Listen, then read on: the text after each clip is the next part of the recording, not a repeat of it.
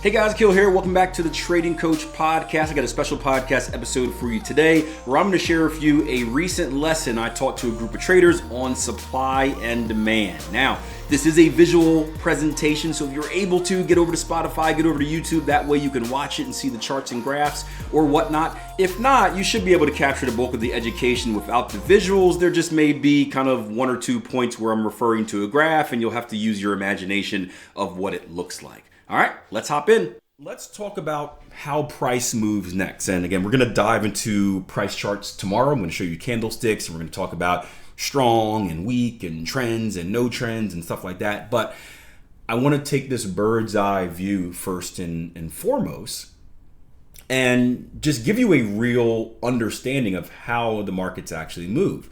Because Jason mentioned this earlier, we're going to bring it up again about like human behavior, herd mentality, stuff like that. That is the underlying reasons that these markets move, right? The markets move off of pretty much supply and demand. I was already thinking about millions back then. Yeah, man. Start with less money, make more money in a shorter amount of time. Boom. I was going to be a millionaire in a year. I wasn't joking. That was the plan. But markets move off supply and demand. Now, how, just to kind of get a read of the room, give me type in, are you very familiar with supply and demand laws, somewhat familiar, not familiar at all? Kind of give me an idea so I know how much time to spend on this. Yeah, it seems like a basic thing they should teach us in school, right? That and how to manage money, but they don't. Somewhat. So most people are saying no or somewhat, which is again, surprising, but not surprising, because when I was in your shoes as well, I knew nothing about supply and demand. What's even worse is that when I went to college, my first year, I had a course on macro and micro economics and almost failed those courses, right? But I look back at what I was taught in school, right, university, and I looked back at how things actually work in real life, and I wasn't even taught the right thing. It wasn't even, it didn't really practically apply to what we're actually seeing. Right? So we're gonna break it down for dummies, because that's how my brain works. Supply is this, right? Supply is the amount or like the quantity of an available good or a provided service, right? Supply. Demand is the amount of interest that consumers have in this particular good or provided service. Now, this is the important part, right? Supply and demand, right? It is the fluid relationship, because it is fluid, and I'll show you a chart in a little bit.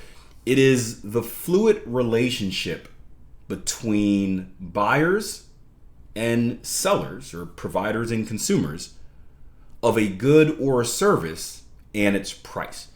And the word relationship is the most important part, because a lot of people, when we think about supply and demand, we think about, right, money, right? Is that one of the first things you think about? Supply and demand, money and formulas and stuff like that. That's not actually needed, right? And there's a great book out there. If you guys haven't read it, I highly recommend it if you're interested in learning more about the subject. It's called Basic Economics by Thomas Sowell. If someone wants to write that in the chat so that you guys have it, please put it in. Basic Economics by Thomas Sowell. And pretty much it's like a 350-page book, thick boy, explaining economics without any math. Any math. How can you explain economics with no math? In my course in college, all it was math. But economics isn't about math. It's about relationships. And that's very important to understand. So what you see in front of you, and this may get a little bit confusing, diagrams. Yeah, I mean, not even honestly, you don't even need diagrams. Yeah, you don't need all this fancy stuff. If you just understand relationships, and I'll give you guys a simple example. You can understand economics, and it goes back to, again, crowd behavior, human psychology. If you can understand people, you can understand how supply and demand works. If you can understand how supply and demand works, you can understand price fluctuations. If you can understand price fluctuations, you can put yourself in position to take advantage of those price fluctuations. Is anyone else having audio issues or just one person? Just so I know if it's me or you. It's not me, it's you. Okay. It's not me. It's you. I've said that before. So if you've never seen this before, right? Don't get too confused over the kind of the things that are moving in different directions. I'm going to explain it to you step by step. But this is a supply and demand chart. The axis on your left going vertical is going to be your price. So P represents price. At the bottom, Q is going to represent quantity, right? So moving from down to up, that means price increase. Moving from left to right, that means quantity increases. So we're going to start off with the law of demand. So that's going to be the yellow orangish line that you see in front of you. And the law of demand basically says this.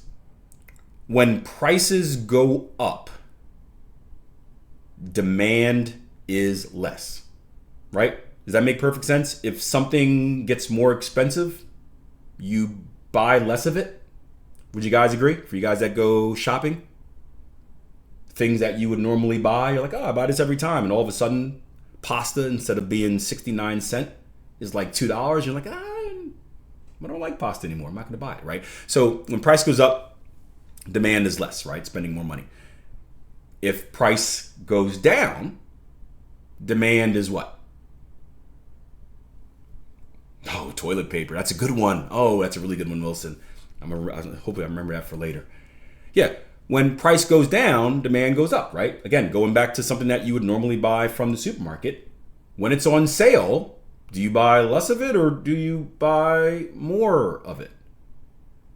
You buy more of it when it's on sale, right? Because you're like, hey, I'm going to use this. If I can get one for free, I'm going to buy a whole bunch of them, right? Going back to the pasta reference, because we have two kids that love pasta. When they have pasta, right? If pasta usually costs $1.50, let's just say $1.50, right? I may buy one box at a time.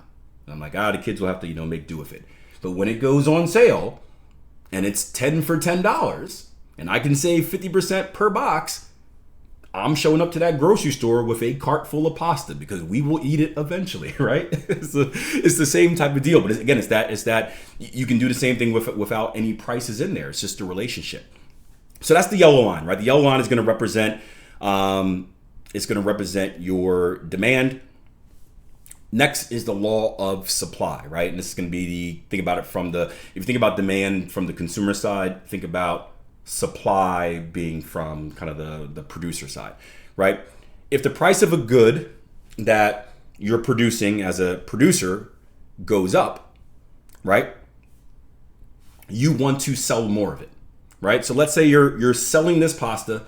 If you can get more money, right, for this pasta, if you can sell it for $2, right, and people are still buying it at the same rate, do you keep selling it for $2 or do you keep inching up the price?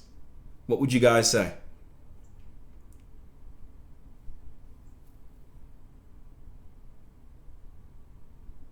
Stocks are not supermarket prices. Ooh, are they not? Let's I don't want to get distracted, but I would challenge you on that. What stocks are exactly the same as supermarket prices, right? Let's take a brief detour real quick. Let me ask you this. Let's take Apple, right? Everyone knows Apple stocks, right? I don't know what Apple is trading at right now, but we're going to use a nice easy number, $100, right? You guys familiar with Apple stock, Apple computers, Apple, all that stuff, right? Everyone knows Apple, right? So let's say Apple is trading at $100, right? Now, would anyone say that Apple is a bad stock? Like a bad company? Is anyone going to it's a dumb company, they're going to fail, right? No, everyone would love Apple, right? So let's say some news comes out. There's a change in leadership, because this is something that actually happened. There's a change in leadership and you start getting a little bit worried about Apple. And going back to crowd behavior and human psychology, people get a little bit worried and they start selling off their Apple shares, right? Nothing has fundamentally changed, right? They're going to keep going on as normal, but people are scared. And suddenly Apple's stock price dips from $100 to $80. Are you more or less likely to buy Apple, assuming you value it the same? Apple was actually the first stock I bought for $90 back in the day before all those splits. You're more likely to buy it, right? Because it's something that you wanted anyway, something that you were more than willing to buy at $100. And now for some outside factors, you're getting a chance to buy it for $80. You're buying it, right? Same thing with the S&P. The S&P will historically go up forever. When bad things happen and stock markets crash and dip, these are the greatest opportunities to buy. So it really is no different than the supermarket, right? And this is what we need to think about, the principles. It doesn't matter if we're talking about Apple stock or literal apples in the supermarket. It's these relationships between supply and demand that matter. So if sellers can sell something for more money and get the same amount of demand for it, they're going to keep raising prices, right? So those are kind of the laws of supply. Just real quick, if you look at kind of the top section between the S and the yellow line, for those who want to know more about the chart, that's typically called the surplus. This is where prices are super high, but they've gotten too high to a point where the demand is low and people don't want to buy at that price. At the bottom gap between the D and the green part, right, that's going to be the shortage. That's where prices are too low, right, and demand is too high, and sellers don't want to sell at that price. The sweet spot, right, is going to be called the equilibrium, there we go, equilibrium price or quantity. And you see the part on your chart where there's like that little line, I'm not sure if it's showing up on you guys, but there's a little line going from the P with the asterisk and the Q with the asterisk kind of meeting right where the two lines cross. Let me know if you guys can see that. Sometimes it doesn't show up when we share screens, but there's a little line, if you can see my mouse right in here, right? That is the equilibrium price or quantity. Pretty much that is the agreement. That is where supply and demand meet. That is where it is the perfect mesh point where if we were bartering out in the street, we agree. If I'm like, hey, I've got these batteries, because I'm looking at batteries right now. And I'm like, and you want to buy these batteries. And I'm like, $10 for these batteries. And you're like, no, that's too much. And I'm like, $8. You're like, no, that's too much. And I'm like, $5. And you're like, oh yeah, okay, I'll pay $5, right? That is that equilibrium price. That is where we agree. Right? Does that make sense? These are kind of the basic laws of supply and demand. Now, this is always fluid. This is always shifting. And it's always shifting because everything is influenced by outside factors. There are changes in seasonality. So if we're taking like oranges or strawberries, like a fruit, for example, as seasons change, right, they get harder to produce. When something is harder to produce, there is a lesser quantity. When there's a lesser quantity and the same demand, sellers can do what? Can they charge more or less?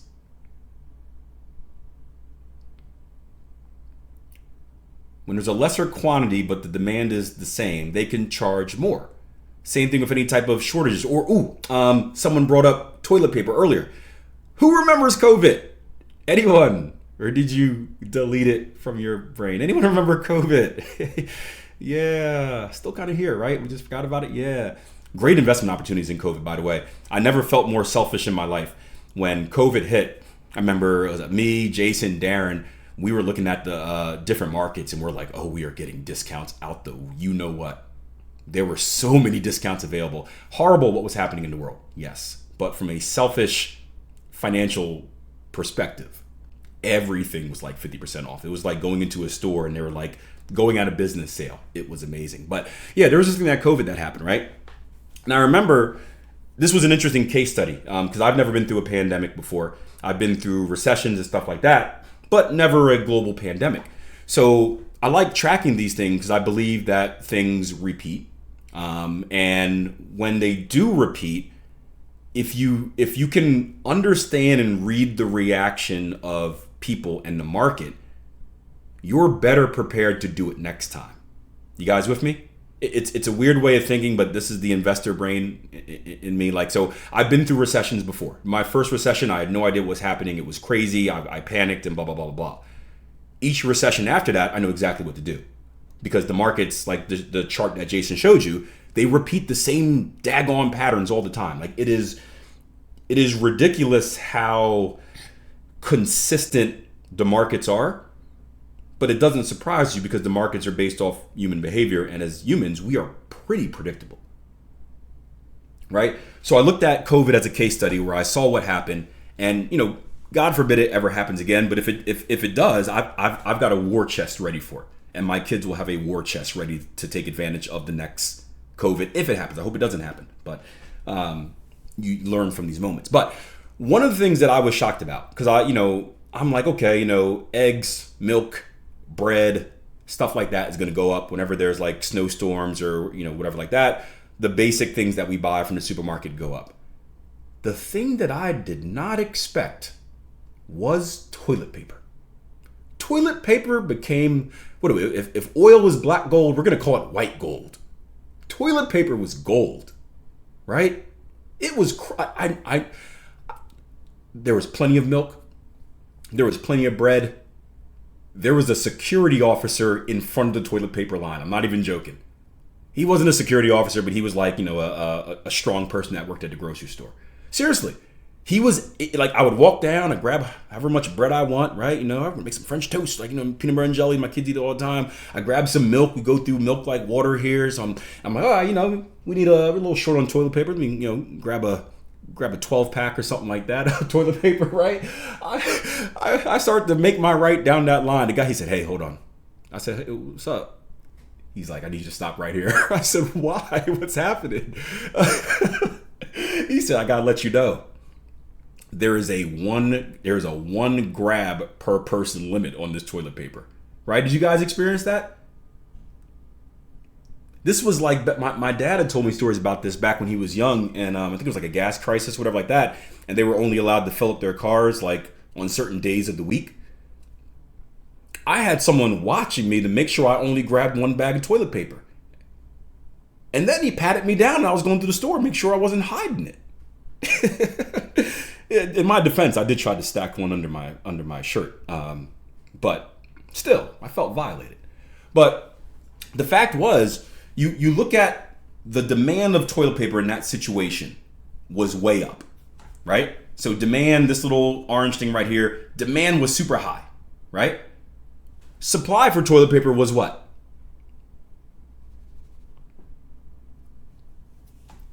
Super low, right? So I can't do it on here, but imagine this line right here kind of shifting, and then this line shifting, and you can charge probably $50 for some toilet paper and people would buy it.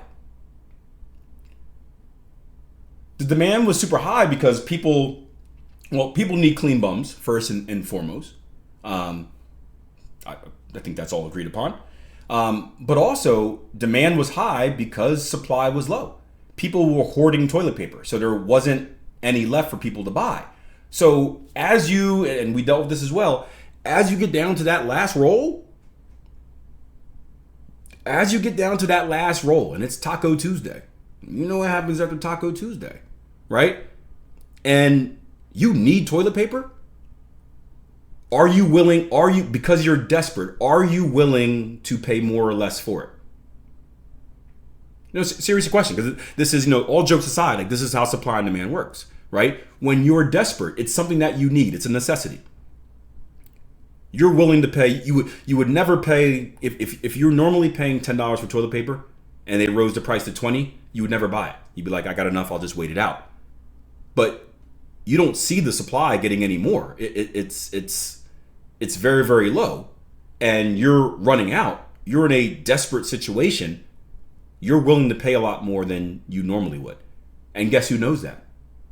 Consumers, or producers, sorry. So if I know you're willing to pay more for these batteries, am I going to be nice and charge you less? No, right? Capitalist pigs. I'm going to charge you as much as I can. But that's how the relationships of supply and demand work, right? It's all about that relationship. And again, imagine that these two lines, this equilibrium price or quantity, imagine these lines are consistently moving. So that demand line is moving here on this plane. That supply line is doing here and here on this plane. And this is kind of like a crosshairs that's moving with it based on all of these outside factors. Cool to understand this, but this is exactly what's happening in the markets, guys.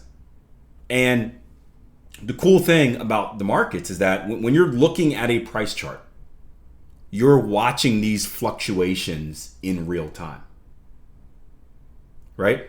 When you're looking at a specific stock price, or when you're looking at a specific currency pair, you're watching this relationship the entire time, right? I got the question the other day where I did a video and I was talking about the euro dollar and the euro dollar, talking about the pound dollar, and I got a comment and a guy was talking about, hey, like, I think I'm gonna watch this on the dollar index. And if the dollar index does this, then I'm gonna sell the pound dollar. And many of you guys know how I feel about correlations. I don't think there's much value in the dollar index as far as trading goes, because specifically in Forex trading, like what Jason mentioned earlier, when I load up a chart of the pound dollar, I'm seeing the direct relationship between the British pound and the US dollar, am I not? That chart shows me the relationship between the two. I don't need anything else outside to see what the market values more.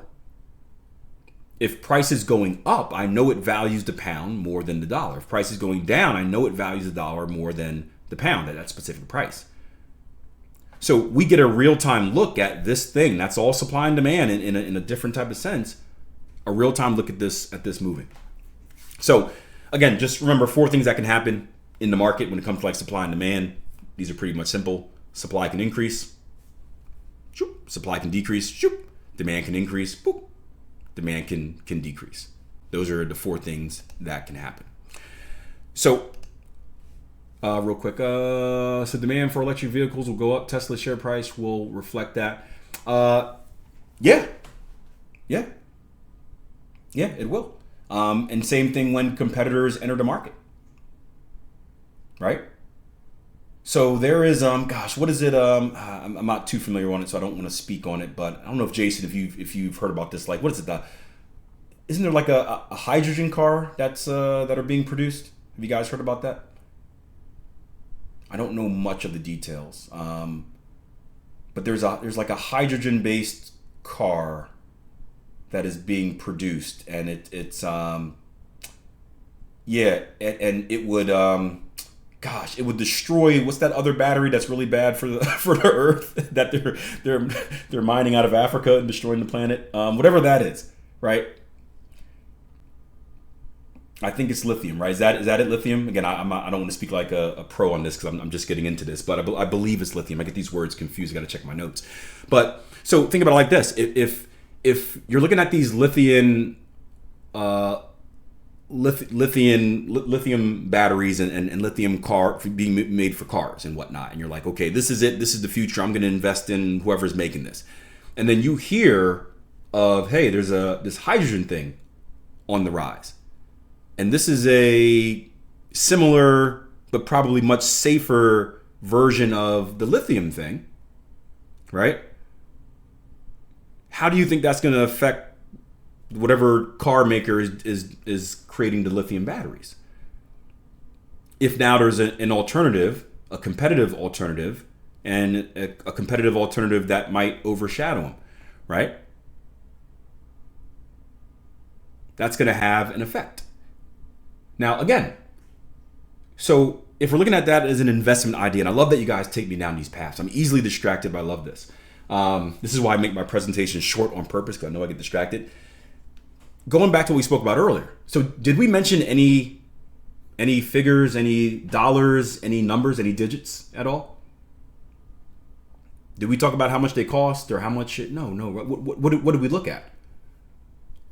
We looked at the relationship, right? How does one thing affect another?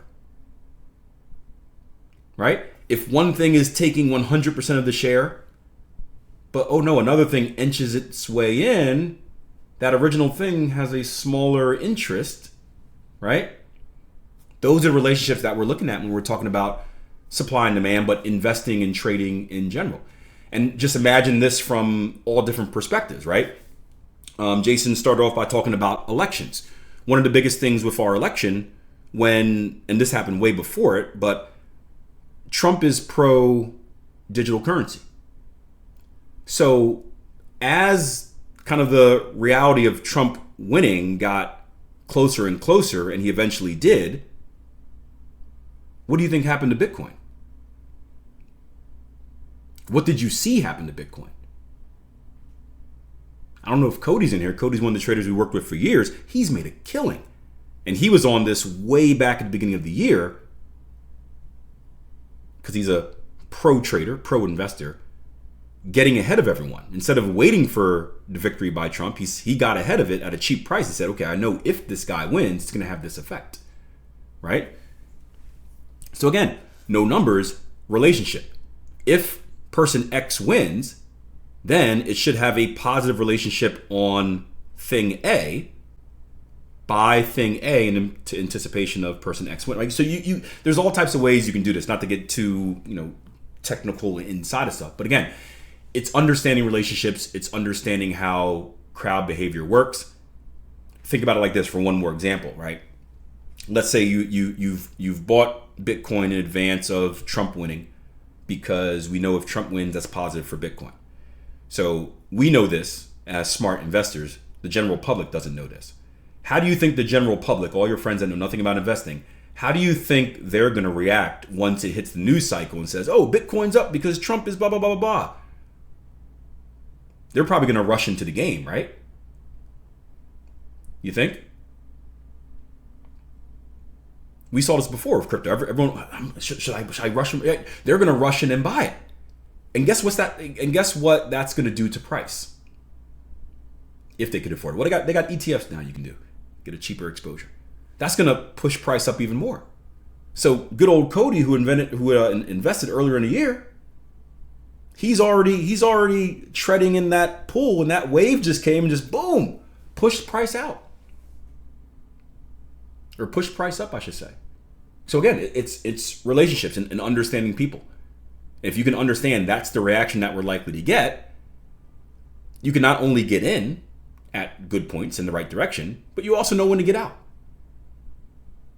And the thing about the people that are late getting in, they're usually the last ones in. They're also the last ones out after it kind of falls back down to earth. Right? But when you see a big flood like that, kind of, I guess, transitioning back to the topic, you see price move more quickly.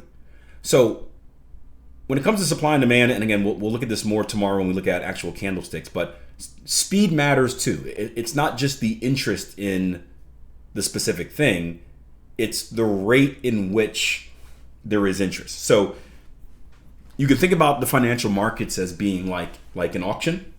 So I don't know if you guys have ever been to an auction. So an auction, like there's a guy that stands up and you're bidding on a certain thing. And they're like, let's start the bidding price at $10, right? And like, who gives me $10? If one person raises their hand, it's like, okay, $10. Then he may go to like what? $11. And like one person raises his hand, $11. And it will slowly creep up as there's interest. But if it's something that people are very interested in, and he says $10 and 5 people raise their hand, then all of a sudden going from 10, 11, 12, he's going 10, who got 10, 11, 11, 12, 12, 15, 15, 20, 20, 20, right? It goes faster. And that's when you see price move quicker in the markets. Not just when there is an interest in that particular direction, but when the orders and the bids coming in for that direction move so quickly, you'll see that on the price chart. So again, a price chart is so amazing because all the things we just spoke about, we can see it in front of us. And when you learn how to read it, it's kind of like Neo in the Matrix, where you can just, you see it in a different way. So before you go, remember to rate and review the podcast. It's the biggest way you can support what I'm doing here. Also, give me a thumbs up if you're watching this on YouTube, and leave any questions or comments below, especially if there are Trading Coach podcast ideas that you want me to cover. Lastly, we do have more workshops coming up this year. We plan on doing 3 of them, 3, we'll see. The first one being in March, so make sure you stay in the loop. That way you don't miss the information when we put it out. All right, till next time, plan to trade, trade your plan. See ya.